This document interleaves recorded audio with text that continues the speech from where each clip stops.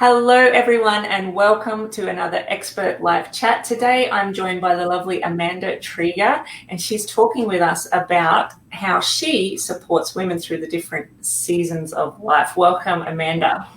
Thanks, Melissa. I'm really excited to be here and have the ability to chat to everybody today.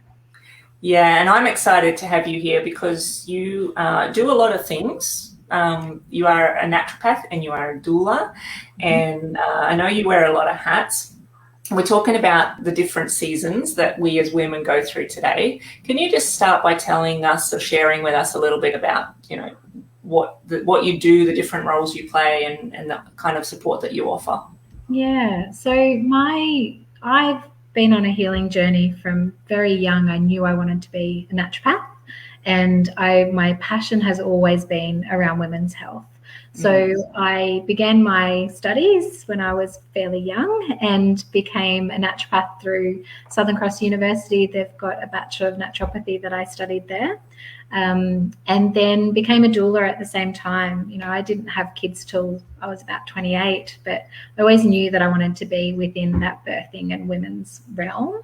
So I've done lots of different things along the way, but I've got this vision of this 60-year-old woman that I want to be, and everything that I've done has sort of added to that toolkit of how do I empower women, and how along my own journey as well, how my experiences can be used to then change the culture of womanhood for other women as well. So I've burnt out in business, and I've had lots of different sort of experiences running a business as a new mum and trying to find the balance and rhythm within my life. And that's led me down all sorts of amazing pathways to do the work that I do now. Yeah, absolutely. So you just mentioned like the balance and rhythm, and having children. So most of the audience here today is mums who are in business. So we all feel that the different seasons, which is what we're talking about. So obviously, like you have different roles, right? You mentioned naturopath and you mentioned doula. So maybe we should just separate them for a second, because I know it all goes hand in hand, but yeah, you support women in different ways.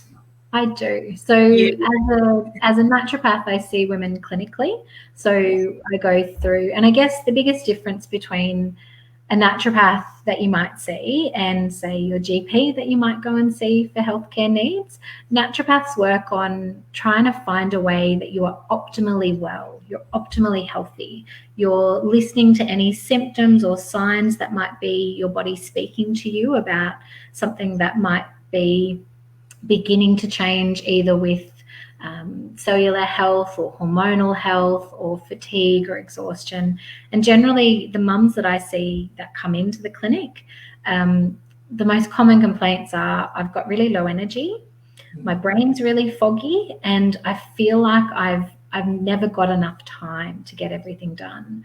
So they're constantly working on this roller coaster of faster, faster, faster, trying to meet all the needs for their business, meet all their children's needs, meet all their needs of whoever their partner might be. And then at the very last little part of that, after we've been through the pregnancies and feeding and nourishing, we've then got this tiny little bit that's left over for us. And most of those signs and symptoms that I see in those mums is this picture of depletion of not only nutrition, but this big hormonal dysregulation that can often start much, much earlier. I teach women about how to harness the energy of their cycle and how to live in rhythm with their body without it being seen as a weakness to rest, or have times that we need that rest. So quite often part of my education is really just starting to talk about not only what nutrition we need for a busy life, because if we all lived in the bush and we had no stress and we lived a really organic life and we just got up with the sun and went to bed with the sun and there was no technology and no to-do lists, I can see how we wouldn't need any extra support. Yeah. That's just not my reality, and it's not the reality of the women that I work with. They're busy, they're vibrant, they've got lots to do and so much creative potential, but they're just depleted. And some of those signs and symptoms actually make it really impossible for them to live their best life. And that's where the naturopathic work really comes in. Yeah. So I guess naturopathically, I use herbal medicine and nutrition, and it's a pretty in-depth case taking. So we go through a good hour of trying to gather together any medical notes that you have, any blood assessments, and then weaving that through the traditional approach of naturopathy of how we take a case. So I see people at my clinic in down near Newcastle and out towards Aurora. So I see people physically there, and then I have my online clinic as well. So thanks to COVID, everyone's pretty online savvy now, so it's given us a bigger reach to be able to meet women's needs. Yeah, absolutely. And that's that's amazing too, that you can work with anybody anywhere in the world. My son, his naturopath, she's based in Western Australia, so we just talk to her via Skype. It works really well. And we've got some amazing abilities to just, the postal system is great. So we're able to go, I've got everything done and it's to you in 2 days. So it makes a big difference. Yeah. Okay. So you talked about, you brought up so many things there, the depletion, the hormones. As women, we go through so much bringing babies into the world, but then we also, and then we nurture them for years and years and years, and everybody else comes first, and we put ourselves last. And if we're not careful with it, it can go too far. It can go too far, and then we become depleted nutritionally, physically, emotionally. Yeah, our partnerships can, our friendships, our relationships. When I see women, they're often so flat and exhausted. We're seeing lots of sleep deprivation. I've come out of, and I've lived that with 10 years of a child that, I've got 3 kids now that have just kind of hit their sweet spot. So they're 11 and 9 and 6. Yeah. So now everyone goes to bed and sleeps. It's amazing. But I've had 10 years of not having consistent sleep, and we see sleep and cortisol and stress, and we see lots of weight gain and hormonal fluctuations as well. So that's really what this is with helping. And once I've done this work with women, the change that they have, it just encourages me over and over. Every time I see a woman in clinic, they come back within 2 weeks and they're feeling like, it might have been their sleep that they've got that's just settled down and found depth in their sleep. They might have seen a weight change. They might have seen an energy change. It might just be that the cotton wool between them and the world has been lifted and cleared away. There's just such spectacular changes from what I consider to be some pretty simple and easy changes that they can be doing. So when we're meeting those nutritional needs for our body can function at a better way. With guys, we describe it like cars. And I don't work with many guys, but if you've got the right fuel and you've got the right oil and everything's working really well, you can run your car better. If you're running at 100 km an hour all day, every day, you're going to burn through all that extra nutrition and all that extra fuel. So you need to fill it again. Yeah, absolutely. So is it mostly around diet and supplementation and exercise and routine? Are they the main things that we look at when we're... Yeah, so I do a pretty thorough assessment on what is the problem. I guess we look at the symptomology of what are the symptoms, what is our body really trying to communicate to us, and then we unpack it all the way back to, okay, which system is that coming from? So is it coming from the gut and the food that you're eating isn't the right kind of food to nourish you, or maybe we need to tweak a few things and really have a thorough assessment of, is there anything that's really causing you more inflammation than not? And quite often people are drawn to foods that are quick to digest. They're fast and easy because we're stressed and our nervous system is sending us into stimulation. And so our digestive system on the other side of that seesaw, when we're high stress, our digestive system is on the other side. So our reproductive system, our hormonal cycle, they all get shut down, and our digestive system all get sort of closed down and put to sleep when we're in that high stress situation as well. And, you know, our stress system is such an old system. It's designed for when there's actual danger. So when there were bushfires and there was danger, we needed to be able to respond. So our brains work faster, our heart beats faster, our muscles get all the energy, and our glucose gets flooded into our system. Yeah. But that's not the kind of stress that the women I deal with are under every day. We deal with not having enough time and not having enough money in the bank, and, you know, our jobs list being a mile long, and the children being unwell, and how am I going to fit that in with this? And, you know, we're dealing with tiny little stresses that add that cortisol level up over the day. The response is exactly the same, but the physiology is just, we're not designed to hold that level of stress hormonally for that long. So when we're in that situation, we do see the digestive system become a real problem. So even if we're eating great food, we might not be able to absorb the nutrition. Yeah. We store a lot of extra weight because our body's designed, if we're under stress, we must be maybe going to run out of food and we won't have enough time. So we store everything in fat. Yeah. And we start to really prioritize the stress system. So we use up our magnesium and our B vitamins, and we start to pull any of those calm, nourishing feminine hormones like progesterone. Our body will prioritize stress or cortisol, which looks very, very similar to progesterone, and it'll convert it into this cortisol. So it kind of steals from the hormonal cycle. And so that week before we get our periods, when we're meant to be really calm and nourished by progesterone, we're generally feeling PMS symptoms come up, bloating and discomfort, pain around our cycle. And so when we start to use herbal knowledge and herbal tonics, the change that can happen is just spectacular. You know, like I'm dealing with women with PCOS and endometriosis and complicated hormonal dysregulation, and some of the really simple dietary, lifestyle, herbal exercise changes that we can put into place gives them a quality of life that they just haven't experienced before, and they start to live in balance with their body rather than fighting against what's happening. Yeah. Does that make sense?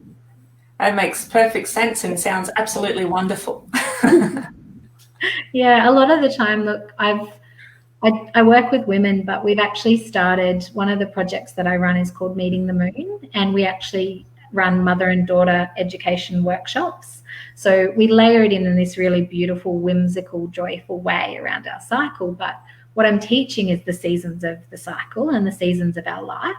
Yeah. And so we start to get these mothers and daughters, and I run 2 different age brackets. So we do the younger girls from about 7 to 9 years. And then we do the older girls from about 10 to 15 years when they've started to see the body change. And we introduce the hormonal messengers, and we talk about which hormones talk to which part of the body. And when we live in harmony with this infradian rhythm, or this monthly cycle that we have, how much better we can really access. And for the girls, we call it our superpowers. You know, it's what do we do in our cycle for our month, that if we rest when we bleed, and for the girls, we actually just introduce it for the moon. So for the young girls, we talk about dark moon, we're going to rest, and we're going to probably feel a little bit more introverted, like we're not really interested in being out in the world and spreading the message and going to parties and playing, and just acknowledging that time of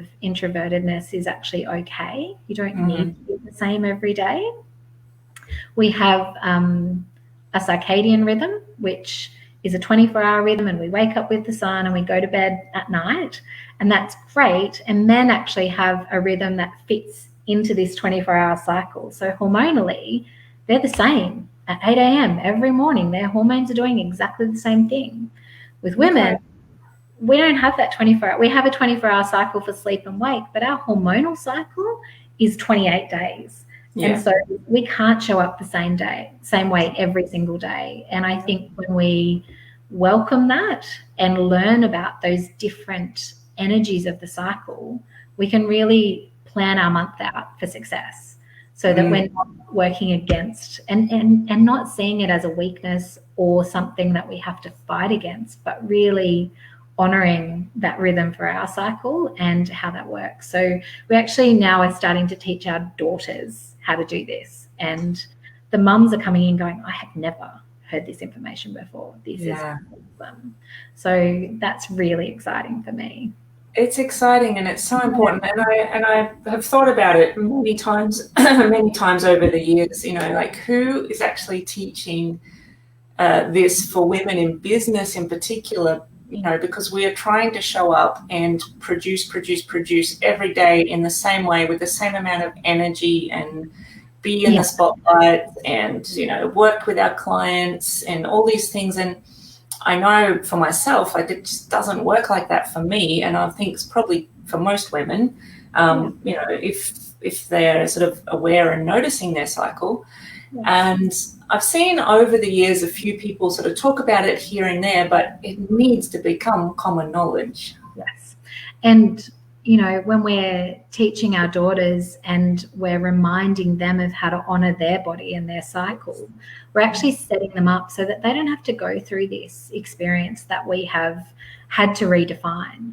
So when I'm working with women in business, probably the most powerful information is to get them really using some of that wisdom within the cycle to plan out their month, so that we're looking at, okay, you know, and we could talk about this for hours. Like I run day workshops on this because I love it so intently. But from a really practical perspective, when you bleed, it's a time that you're going to be most intuitive, because you're shutting down all of these external busynesses and you're coming back into your body. Your body's asking for your utmost attention. And the benefit of being in connection with that blood and understanding what's the quality of the blood, because this is part of my naturopathic assessment. So we look at how much blood are you having? Is it a beautiful red color, or is it dark and spotty and sort of difficult to pass? Is there any clots? How much are you flowing? Is there any pain? What are your other signs and symptoms?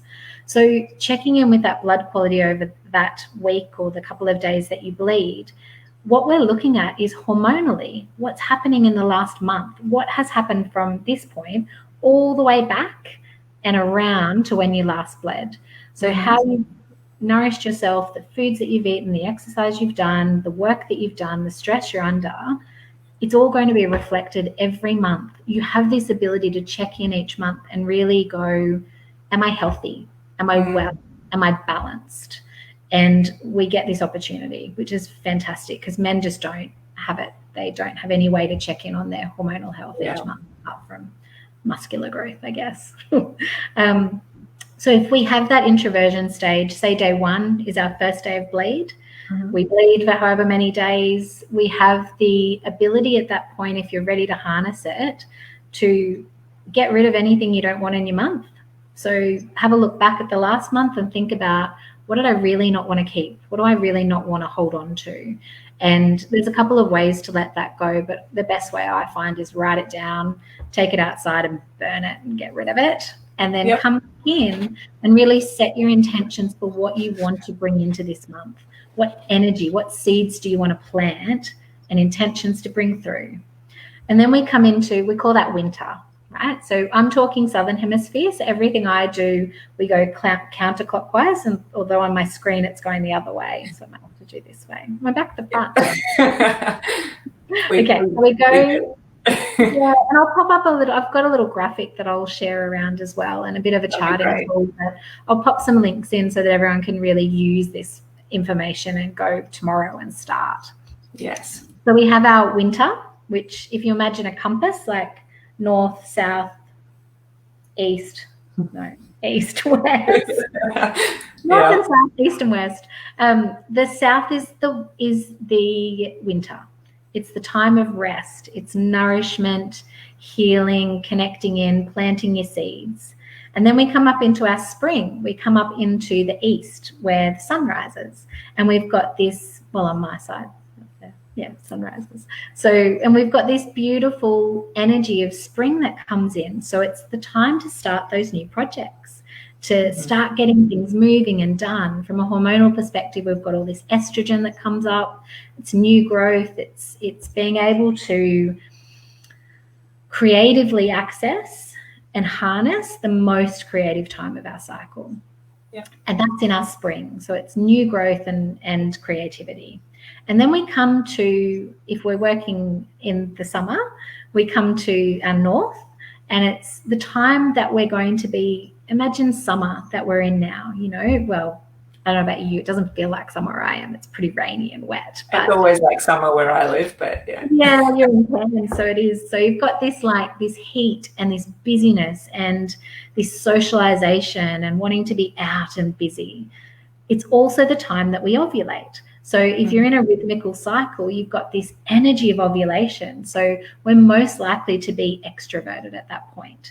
There might be a day or so that you're really hyperstimulated, and you might find it's really hard to not be. If you're an anxious person, you might get that real jitteriness around that time as well. But generally it's this season of being able to, everything comes to fruition. So if you're thinking about the garden, you know, you plant your seeds in winter, you get that new rose bloom in spring, and then the full rose bloom in summer. And then as you come down out of summer, we've released the egg, and, you know, we've got all that ovulation stuff that's passed hormonally. And then we come into our autumn time. So our autumn is this time where the rose starts to shed. We start to get a bit slower. It's a great time to wrap things up and get organized. So it's generally the time I clean my house, finish paying any bills, I get everything sorted and finished off. Because if I finish it off then, I can schedule out a couple of days to really rest. Because my house is clean, my food's cooked, I've been organized enough and harnessed that logical processing brain that I've got access to in that part of my cycle, and prepared myself and everyone else in my family. So I share this with my family. So I've got 2 boys and a husband and a little girl in the middle. Yep.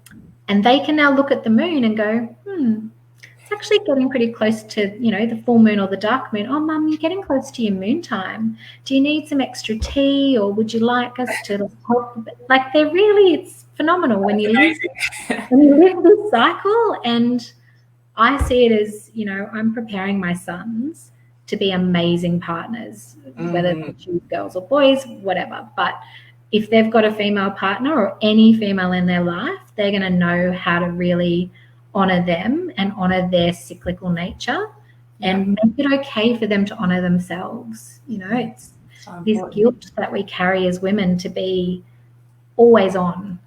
And I've been through that, and I've been through burnout, and I've shattered and had to go away and do some really deep learning around this womancraft. And that's how I've woven it into my life.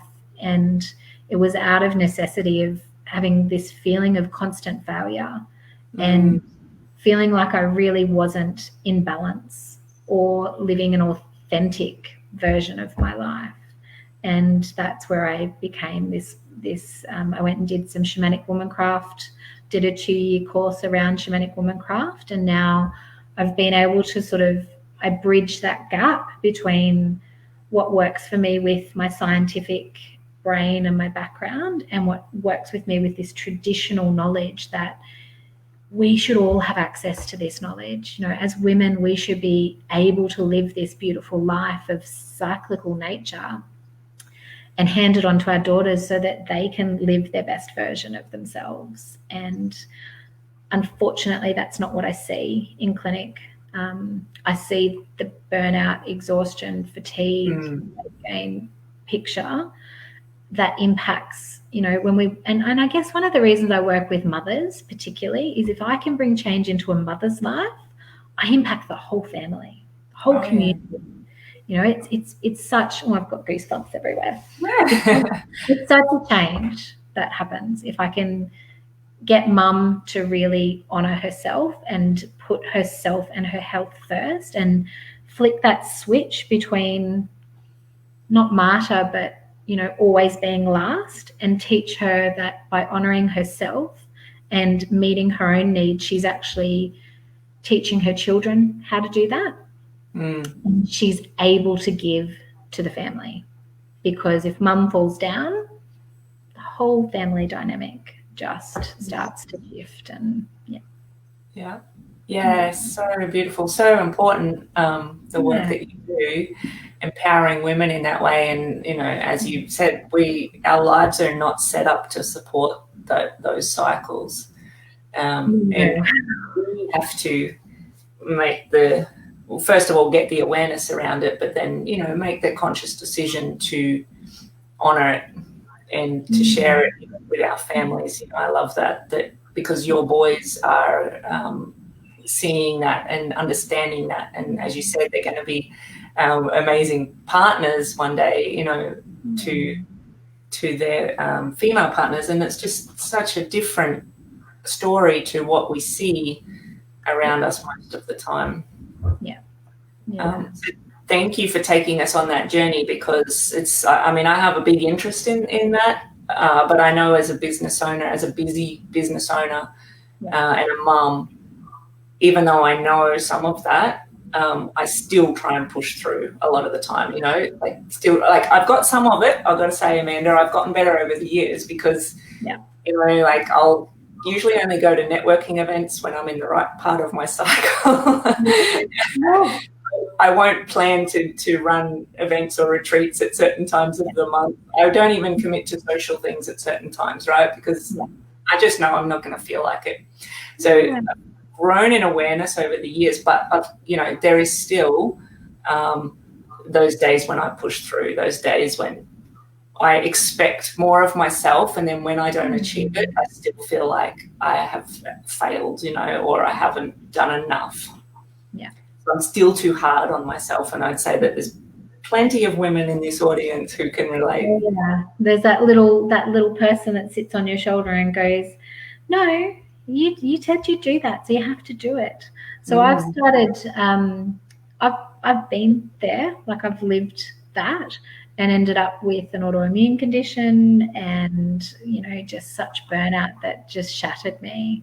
And I guess for me, that was my only way that I was going to learn, because I'm really hard on myself. Kind of, I get that person on your shoulder scenario a lot. And so it is such a learnt behavior. And so, you know, my partner now will remind me sometimes and go, hey, you know, are you really sure that that's the best way for you to be honoring yourself? And I need that reflection back often, because my guilt kicks in. I think, I'm not being successful. So look, I love, I usually pop on a bit of Brené Brown at that point and go, a reminder. And Alyssa Vitti, if you're really loving the information around the infradian rhythm, she's got a book called what's it called? I'll have to remember. I'll put the link up, but it's all around the infradian cycle. And she's got the science that backs up, you know, like, you know, why are we living like this? Why are we?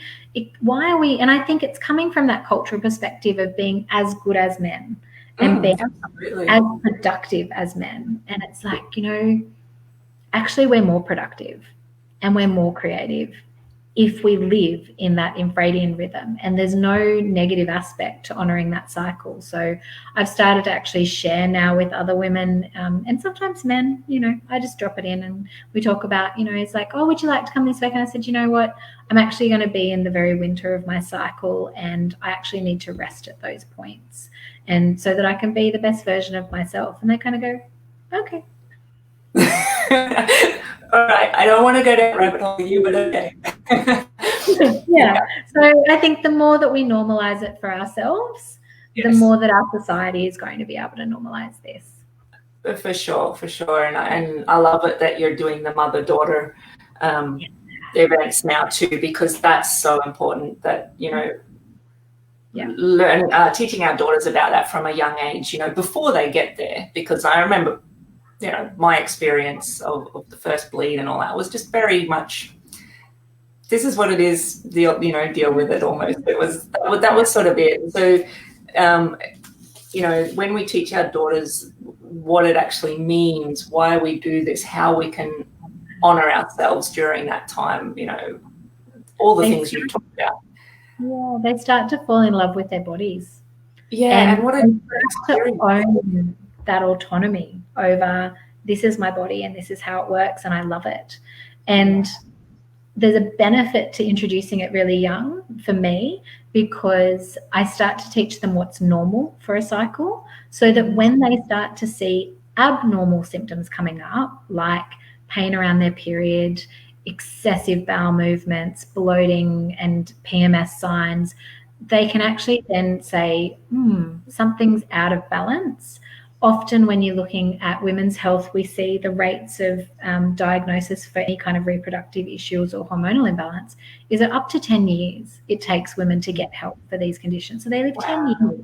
That's 12 cycles a year. That's 120 cycles, and however long those bleed days are or that imbalance is, that we suffer in silence. And by educating our girls, it's one, stepping them away from the pill, because when I work with fertility clients, one of my biggest imbalance issues is the fact that they've been hormonally asleep for however long they've been on the pill or the Implanon, or what are some of the other ones? Mirena is really popular at the moment.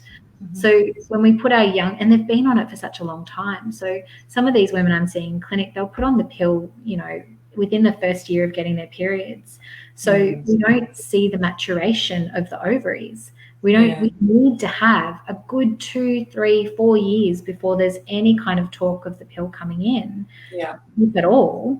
And that's a story for another day. But, the pill's given us such an amazing capacity to control our reproductive rights. As women, we get to honour our own bodies and control when we choose to be fertile or not. But there is a compounding factor. If that's put in too early with the children, then we start to see hormonal imbalances that are really, it's like putting a Band-Aid over the top, and then all the imbalance just stays there. And when they're ready to come off and have babies, we're looking at years down the track before trying to reactivate those hormones and trying to support their body's natural cycle. And so my benefit of introducing these mother-daughter circles, as much as it's teaching our girls, it's also allowing them that autonomy over why they need to know their cycle and why it's really important to have a hormonal cycle as a woman. And when are you fertile? Because you're not fertile all month. You're only fertile for about 3-5 days. So it's kind of, we don't do that in the young years. We do that in the 15 upwards years. So we introduce it as mums are comfortable, but I think it's really worthy of talking about, because it has long-term impacts. And mums are just trying to do the best thing they possibly can. And often that is the answer. They go to the GP says, here's a pill, take it every day, see you later.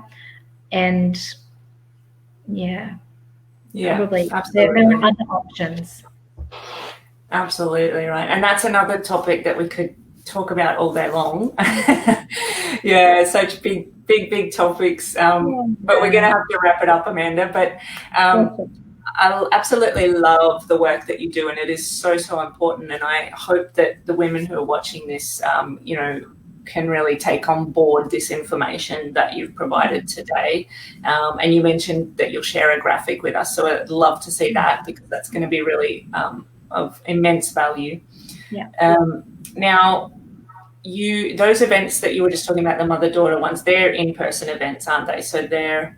look, during COVID, I actually launched an online project. So we run it over a month, though. So the mother-daughter in person. Anywhere within New South Wales. I'm a big traveller, so I love it. So if you've got a community that you really want it in, let me know and chat, and I'll find a way to get there. But we do an online version as well. So we actually go with the moon. So 2 of the modules are for mums. One of them is a workshop that we do for about an hour for the girls via Zoom.